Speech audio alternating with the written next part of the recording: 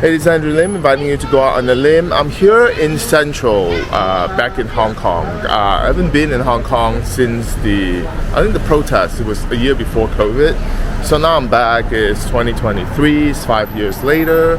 I think Hong Kong has changed quite a bit. I mean, of course, due to the political reasons, people are leaving, and also the high cost of living, which happens everywhere. But I'm really curious to see how the landscape has changed, especially with the dining landscape, because I love eating. So I'm just gonna go check out a few of my favorite spots to see A, if they're still around, and B, if the food is still any good. So come go and live with me and we will eat through Hong Kong together.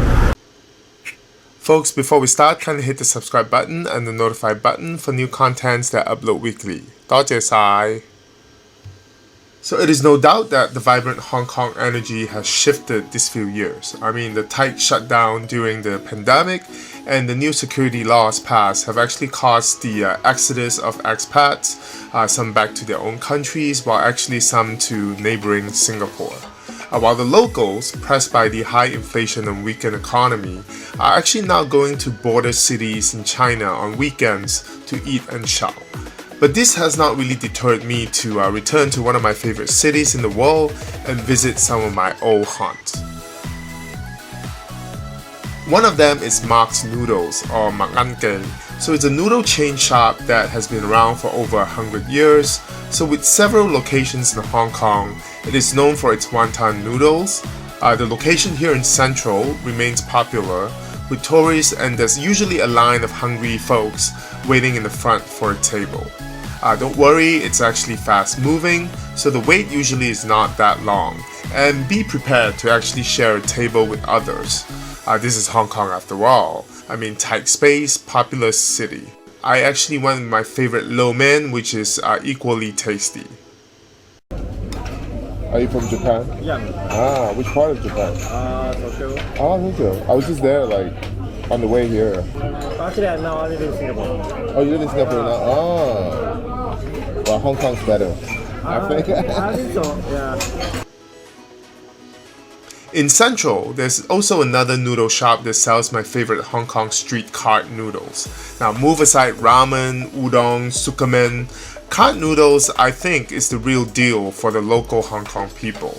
It is actually a noodle dish that became popular in Hong Kong and Macau in the 1950s, with the independent street vendors operating on roadside and in public housing estates in low-income districts. They operate from wheel, carts, and many street vendors have actually vanished, but the name and style of the noodle endures as a cultural icon of Hong Kong. So the place I go to for street cart noodles does not have an English name. It's called Che Zai Min Sai Ga, which is actually how local it is. So even the decor is like a scene from Stephen Chow's movie. Now you select the noodles and the topping you like. I started with the watercress and honey drink, which is very Hong Kong. And for my noodles, I actually went with the fried fish skin, the fried tofu, the curry fish balls, as well as the fish dumplings as toppings. Delicious.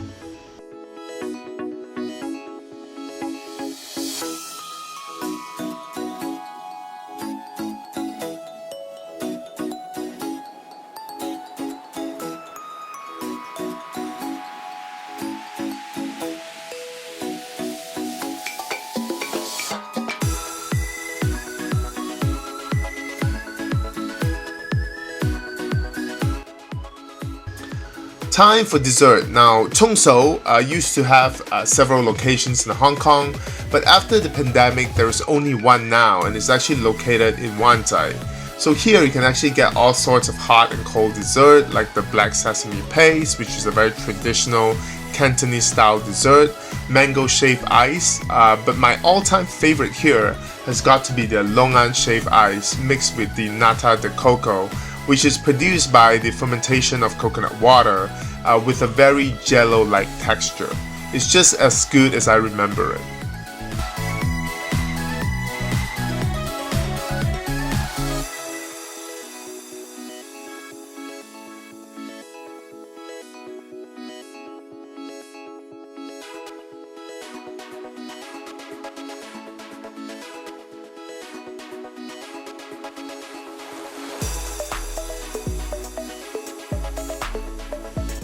Now I also got to try some new spots during my visit. Worth mentioning here includes the Feng Mei Gun in Causeway Bay, focusing on Cantonese dishes, the Qiuzhao Garden restaurant in Seongwan, focusing on dim sum and Qiuzhao dishes, the Vonage, which is a modern dim sum spot here in Tsim Sha Tsui, the Wello, which is in Causeway Bay, focusing in regional Cantonese Sun Duck dishes, and last but not least, the tasting menu here at Ando restaurant, focusing on Japanese Argentinian fusion dishes. It's too beautiful to eat, and it tasted amazing.